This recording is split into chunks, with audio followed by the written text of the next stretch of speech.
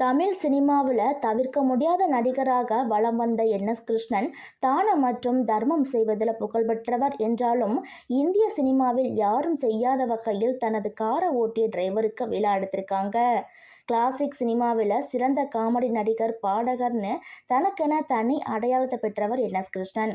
1908ஆம் ஆண்டு நவம்பர் 29ஆம் தேதி நாகர்கோயிலில் பிறந்த இவர் 1935ஆம் ஆண்டு வெளியான மேனகா என்ற படத்தின் மூலம் திரைத்துறையில் அறிமுகமானாங்க.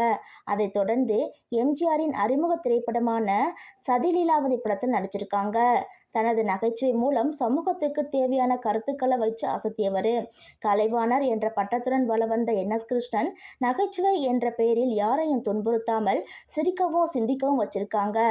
அதே மாதிரி சக நடிகர் நடிகைகளுடன் அன்பாகவும் நட்புடனும் பழகும் வழக்கத்தை வச்சிருந்த கிருஷ்ணன் தமிழ் சினிமாவின் முக்கிய அடையாளமாக திகழ்ந்து வர்றாங்க.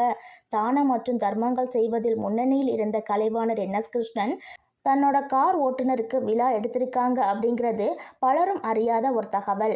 என்எஸ்கே தனது வாழ்நாளில் இறுதி வரை தினகர்ராஜ் என்ற ஒருவரை மட்டும்தான் தன்னோட கார் டிரைவராக பணியில் வச்சிருந்தாங்க.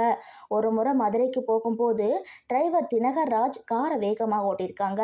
இதை கவனிச்ச என்எஸ்கே, எப்பா ராஜ், நான் மதுரைக்கு மக்களை பார்க்க போறேன், நீ மக்கள் என்ன வந்து பார்க்கும்படி செஞ்சிடாத அப்படின்னு சொல்லியிருக்காங்க. அதுக்கு பிறகு தினகர் வேகத்தை குறைச்சி காரை ஓட்டியிருக்காங்க.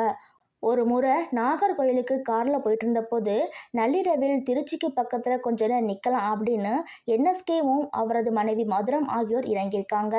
அப்போ காரின் கதவு சாத்தியது போல சத்தம் கேட்டதுனால டிரைவர் ராஜ் வண்டி எடுத்துக்கிட்டு கிளம்பிட்டாரு.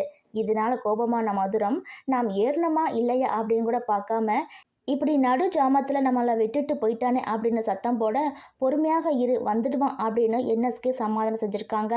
ஆனாலும் மதுரம் திட்டிக்கிட்டே இருக்க கொஞ்ச நேரத்தில் ராஜ் காருடன் வந்து மன்னிச்சிடுங்க ஐயா அப்படின்னு சொல்லியிருக்காரு. அப்போ மதுரம் டிரைவரை பார்த்து திட்ட, என்எஸ்கே அடுத்த மாதத்திலிருந்து அவனுக்கு சம்பளத்தை உயர்த்தி கொடு அப்படின்னு சொல்லியிருக்காங்க. என்எஸ்கே இப்படி சொன்னதுனால மறுபடியும் கோபமான மதுரம், தப்பு பண்ணவனுக்கு எதுக்கு சம்பளம் உயர்வு அப்படின்னு கேட்க, காரின் பின் இருக்கையில் கணவன் மனைவி இருக்கிறாங்க, அவங்க ஏதாவது பேசிக்கிட்டே வருவாங்க, நாம் பின்னால் எதுக்கு திரும்பி பார்க்கணும், நம்ம டிரைவர் வேலையை பார்ப்போம் அப்படின்னு நினச்சி காற்றுல சாத்திய கதவை நாம் தான் காரில் ஏறி சாத்தணும் அப்படின்னு நினச்சிக்கிட்டு எடுத்துட்டான் அப்படின்னு சொல்லியிருக்காரு.